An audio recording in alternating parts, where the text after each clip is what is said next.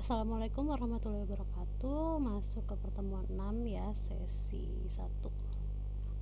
Nah, kita akan bahas tentang larik atau array ya di sini. Nah, tujuannya adalah menulis larik dalam satu dimensi, kemudian menulis larik dalam dua dimensi ya. Terakhir menyatakan, menginisialisasi dan melintasi larik. Nah, pada pembahasan ini kita akan menguraikan inisialisasi larik, membedakan antara metode string dan nilai panjang larik, kemudian menulis ulang program Java untuk menyimpan integer ke larik, lalu melakukan perhitungan matematis dan menampilkan hasil, dan menggunakan sintaks deklarasi larik alternatif. Nah, untuk yang pertama, apa sih yang dimaksud larik itu? Larik adalah sekumpulan nilai dengan tipe data yang sama dan disimpan dalam objek wadah. Dapat berupa nilai dengan jumlah berapa saja, kemudian panjang larik diatur bila larik dinyatakan. Ukuran bersifat tetap setelah larik dinyatakan. Nah, ini seperti ini. Lalu elemen larik, ini yang disebut elemen larik ya. Setiap nilai disebut elemen, setiap elemen diakses dengan indeks. Indeks harus berupa bilangan bulat. Indeks selalu bermula pada 0. Jadi bukan dari 1 ya mulainya. Tipe data larik ini mungkin berjenis data seperti data primitif, objek siap pakai, dan objek buatan programmer. Nah, untuk menyatakan larik ini ada 3 komponen, yaitu jenis data, nama variabel, dan ukuran larik. Nah, ini contoh untuk menyatakan larik. Ini data tipe, terus variabel nama, new data tipe, size. Ini adalah contoh deklarasi larik yang setara. Nah, ini untuk menyatakan larik. Jika kita ingin menulis sebuah program untuk menyimpan setiap bunga di buket, segmen kode di bawah ini adalah cara yang sama untuk menyatakan larik dan string ya. Lalu contoh larik buket dijelaskan. Ini jenis datanya, ini nama lariknya, kemudian ini ukurannya, ukuran atau panjang elemen dari larik. Ini ada 6 ya. Nah, lalu mengenali komponen sebagai deklarasi larik. Mengenali 3 komponen dari deklarasi larik untuk masing-masing larik dari tipe data primitif. Nah, ini jenis, nama, dan ukuran. Sintaks deklarasi larik alternatif. Ini sebuah cara untuk menyatakan larik, meletakkan kurung, dan digunakan untuk menyatakan larik pada kedua sisi pengenal larik. Ini sintaksnya nih. Sintaks yang diperkenalkan, dan ini sintaks alternatif. Jadi kita bisa nulis 2 tipe ini ya. Nah, sintaks deklarasi larik alternatif, ini ada sintaks alternatif mirip dengan yang digunakan dalam bahasa C. Sintaks yang digunakan untuk memperkenalkan larik benar-benar berbunyi sangat jelas. Baris pertama akan membaca integer array prime numbers. Nah, lalu memulai larik. Setelah menyatakan larik, Anda harus memulainya untuk mengatur nilai bagi indeks khusus. Ada 3 komponen untuk memulai sebuah larik. Yang pertama ada nama variabel, ada indeks, dan ada nilai. Nah, cara memulai larik dapat dimulai dalam 2 cara berbeda. Yang pertama, menyatakan larik, kemudian mulai elemen masing-masing, lalu atur agar deklarasi dan inisialisasi muncul pada langkah yang sama. Nah, ini contoh menyatakan dan memulai dalam 2 langkah. Ini yang 1 langkahnya. Nah, contoh memulai larik. Nah, ini. Jadi kita kasih nama dulu ya masing-masing lariknya. Ini karena ada 6 berarti ada di sininya sampai 5. Ingat ya, larik itu dimulai dari indeks ke 0. Nah, ini contoh memulai larik. Nah, ini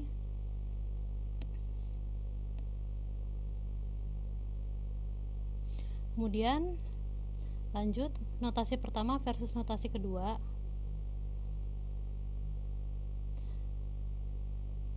Nah, tadi penulisan aja ya sebetulnya ya.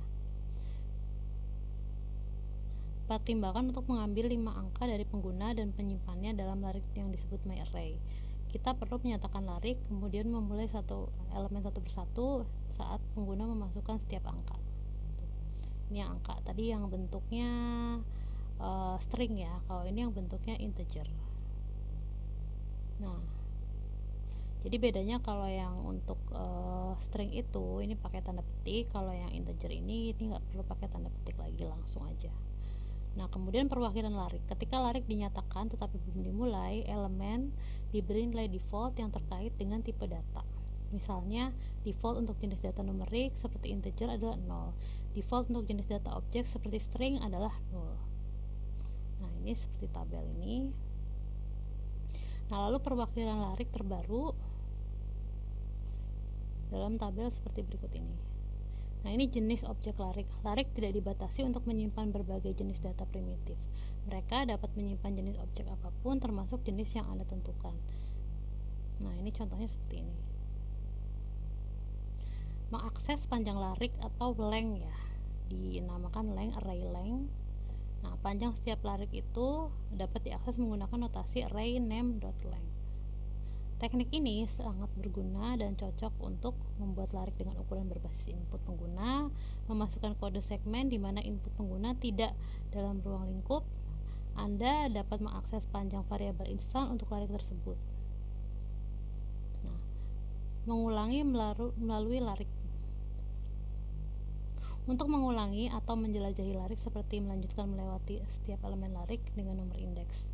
Mengulangi melalui larik sangat berguna pada saat kita ingin mengakses setiap elemen dalam larik secara berurutan dan ketika ingin memulai elemen larik sebagai nilai yang sama. Guna length saat mengulangi sebagai ganti larik, bilangan bulat dimasukkan saat menyatakan larik. Ini akan memastikan bahwa Anda tidak menerima indeks dari batas kesalahan. Nah, ini contoh mengulangi melalui larik ya. Ini. Jadi pakai for. Dipakai for integer, kemudian nanti statement. Kapan pengulangan akan membantu? Nah, ini biasanya gunakan loop untuk mengulangi melalui larik. Penghitungan akan mulai untuk meningkatkan indeks. Nah, nanti tampilnya seperti ini. Nah, lalu ada for each loop. Nah, ini juga kita bisa pakai for each loop sebagai alternatif untuk pengulangan. Nah, ini for each loop juga.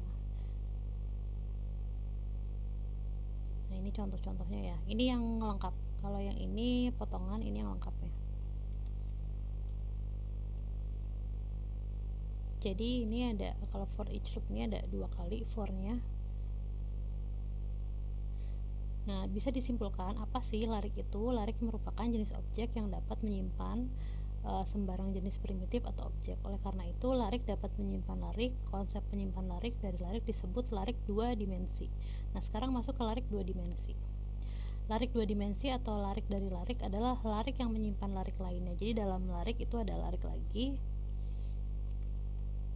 Nah, contoh larik 2 dimensi ini seperti ini. Jadi ada 2 ya.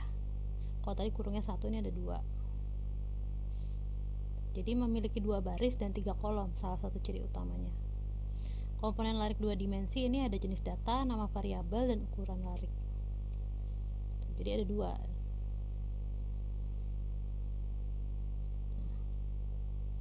Nah, ini contoh pendeklarasiannya ya.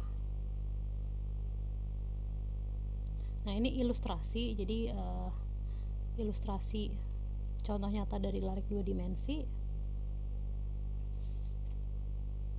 Kemudian ada contoh realnya.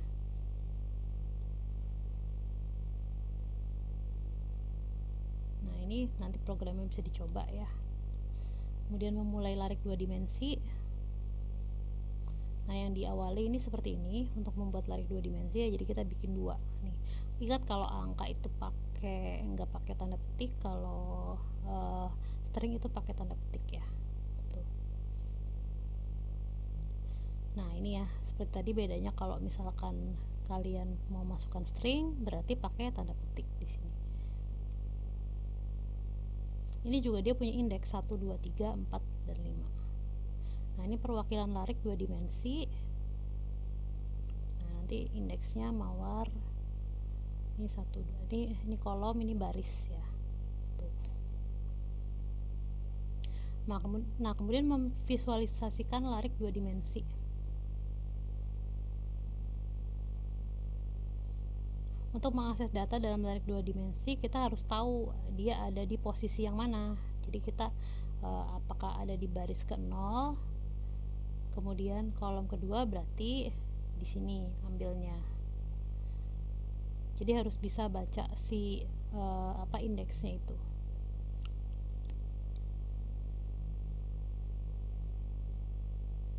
Nah, ini kalau kita ngakses ya 2 dimensi. Nah, jadi ngaksesnya ini pakai angka nih. Jadi ada di baris keberapa, kolom keberapa. Ini baris, ini kolom ya. Ini kayak tadi rows, ini 01. Ini 01. Dia di baris pertama ya. Nah, mengakses panjang larik 2 dimensi. Nah, ini pakai metode yang sama tadi, length ya. Tuh sama, jadi pakai metodenya length seperti yang tadi. Nah, ini ada kondisi true dan false juga. Nah, jenis objek larik 2 dimensi ini kita larik dimensi dapat menyimpan berbagai jenis objek. Ini seperti ini. Jadi lebih variatif ya.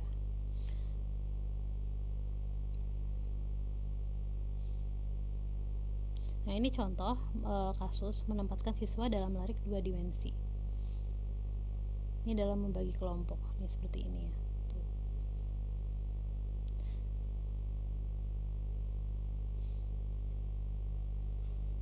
Nah, lalu ada nested loop.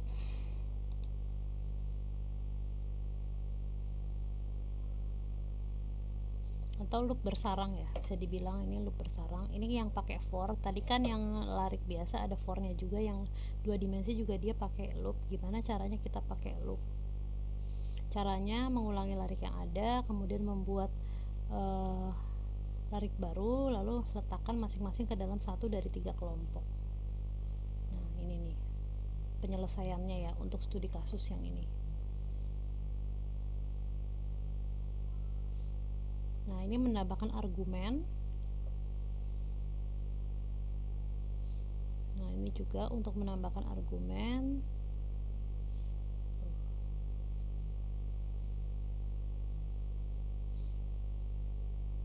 Oke, mudah-mudahan bisa dipahami ya materinya. Wassalamualaikum warahmatullahi wabarakatuh. Nanti kita lanjut ke yang sesi 6 part 2.